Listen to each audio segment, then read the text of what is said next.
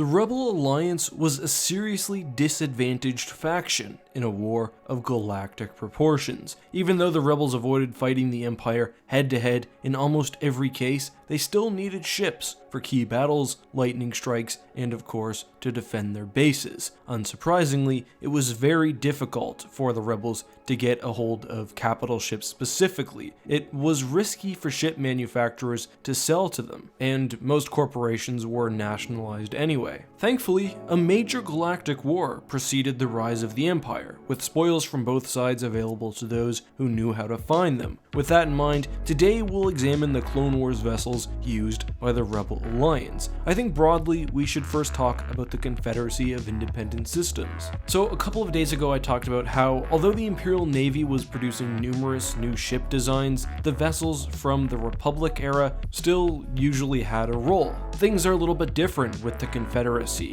which was more or less destroyed. The best look we get at the Alliance using CIS ships comes from the first arc of the Star Wars Rebellion comic, which takes place 9 months after the Battle of Yavin. Issue 5 especially shows a Rebel fleet being led by a modified Providence-class heavy cruiser, the Rebel 1, which I've covered in a prior video. However, much of this fleet was destroyed in the Battle of Deep Space Besh, and it was after this point that the Alliance began leaning more heavily on the Mon Calamari Navy. The Essential Guide to Warfare gives us another look at the Battle of Deep Space Besh, and we can see that the Alliance actually had multiple Providence cruisers. We can also see what may be modified Munificent frigates, which the Starships of the Galaxy Guide states were used by the Alliance, again after heavy modification. The Lead by Example sourcebook further states that there were only a handful of Munificents remaining by the time of the Galactic Civil War, all within the care of the Alliance Navy, and mostly used as reconnaissance or communication vessels. We know from another Rebellion sourcebook that the Alliance also made use of recusant destroyers. We actually see one hijacked in the novel Dark Lord: The Rise of Darth Vader, and we learn that because the recusant was made for machines and actually had a droid brain, it could be difficult to use by organics. Moving up in size, we also know the Alliance had at least one Lucrehulk.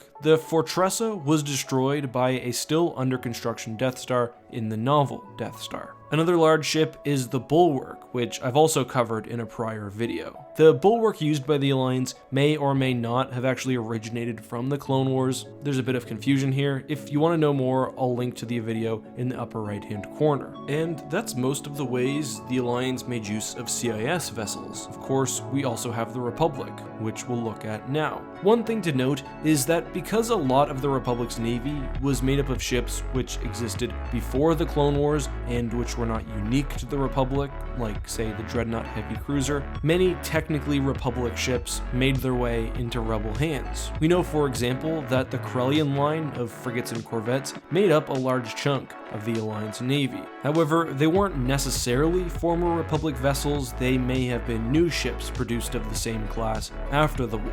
Other examples of this include the Bulk Cruiser or the Republic's Corellian Interdictor. However, we do know that the Alliance did make use of Clone Wars specific vehicles, and the Age of Rebellion Core Guide explains that as the Empire created new, more advanced vessels, they largely discarded small ships like the Consular or the Gazanti, which were now heavily outperformed by new technology. The Empire didn't even see these ships worth maintaining and either sold or trashed them. The Alliance, of course, was more than happy to recover them and lovingly restore them. Tangentially, in the Rebellion comics, the Rebel Alliance actually comes across an Imperial trash heap, and we see a bunch of at least salvageable ships. This sort of wastefulness, as well as the presence of thousands of untouched battlefields across the galaxy, helps explain how the Alliance Navy would have came across some of their hardware. Many recovered ships were heavily modified. Besides for the CIS cruisers we discussed earlier, the Alliance modified pre-Clone Wars era Dreadnought heavy cruisers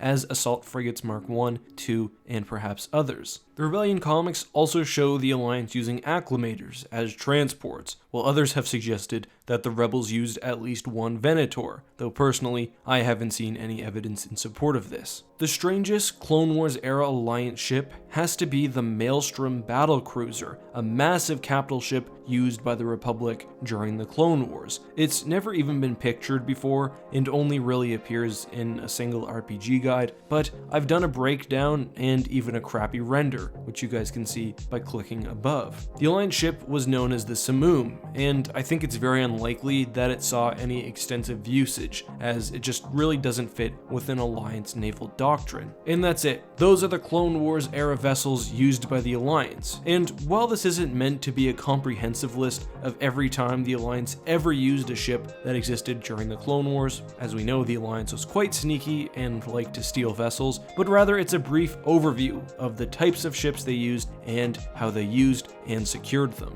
With that being said, did I miss anything? Let me know all of that and more down in the comments. Today's question of the day comes from Dean Mitchell, who asks, who decided on calling the Super Star Destroyer Executor as opposed to Executor, as in a guy who chops off heads for a living, which seems more fitting. So a lot of people claim that I'm pronouncing Executor incorrectly. However, there have been countless sources, from Star Wars audiobooks to pronunciation guides to video games, all which say Executor. And Dean, I know you know that, but some don't. Technically, Executor isn't a word, and someone who chops people's heads off is an executioner. I think the logic is that Vader and the Super Star Destroyer are fulfilling and executing the Empire's will. And if you Google the word executor, it's a person who carries out or performs some assignment. We see similar Super Star Destroyers called the Assertor or the Mandator. So I think the name fits, and I hope that answers your question. If you guys have anything you'd like me to answer, make sure to leave a comment down below with the hashtag AskEck. Now, as a note, I think YouTube is catching some of these in their spam filter, so if you do leave a hashtag, try to leave it after the question. For some reason, YouTube just doesn't like it when you start your comment with a hashtag. Anyway, until next time guys, this has been Eckhart Slatter. May the Force be with you.